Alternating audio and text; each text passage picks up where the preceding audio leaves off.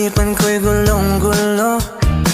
Nagtatanong kung susundan ko siya, dahil ang puso ko ay nabihag nga. Alam mo bang minamahal ko siya, at tunay ang aking nadarama. Kahit ako'y nagmumukhang tanga, ay ayos lang basta kasama siya. Kahit sabihin pa ng iba, nababaliw na akong talaga.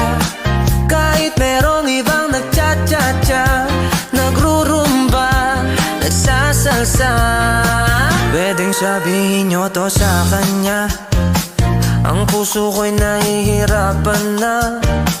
Ano pa bang pwede kong gawin na